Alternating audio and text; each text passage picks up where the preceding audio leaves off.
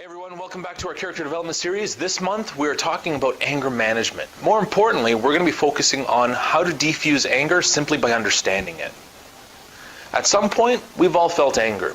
It's that feeling on the inside, the feeling that makes you really mad. Your blood begins to boil. It makes you want to say something towards someone, maybe even hurt them. These are the things that we want to avoid. We want to avoid them, but we also want to understand them. Because if we can recognize them, if we can understand them, we can diffuse them. Now let me give you an example. Let's say for a moment that we set our alarm clock for the next morning. We want to get up bright and early, we want to be ready for school.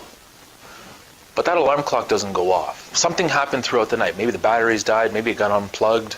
We don't know. All we know is that the alarm clock didn't go off. We can deal with this one of two different ways. We can do it the right way or we can do it the wrong way. The right way to deal with this is to go to your parents and let them know that you're late for school, get your bags ready, have your breakfast, and quickly hustle off to school. At which point you talk to your principal, you get your class pass, you let her know that it wasn't your intention to be late, but you still want to put your best foot forward and you want to get this day underway. The wrong way to deal with this is to yell at the people around you. It's to be upset with your parents because your alarm didn't go off. It's to be upset with the teachers and the principals and the students because your alarm didn't go off. This is the behavior that kind of sets you back. Instead of saying to yourself, it happened, I can kind of deal with it and move on, you now take that situation, and instead of isolating it in the morning and only letting it affect a few hours of your day, now you're allowing it to control the rest of your day, which is a very bad thing to do. Because then it sets the tone for the next day. And that's not what we want. Let me give you a second example. Imagine that you're in a karate tournament. It takes hours, days, weeks, months, even years to prepare for some of these tournaments. Let's assume now, in this tournament, it's an even score. You've got 4 points, your opponent's got 4 points, and you deliver this amazing roundhouse kick. It was supposed to be the game-winning point, but the referee didn't see it.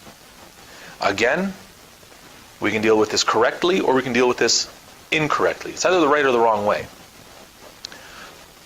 The correct thing to do in this situation is to just let it roll off your back. It's not fair, but it's the right thing to do. In life, there's going to be many different situations that treat you unfairly.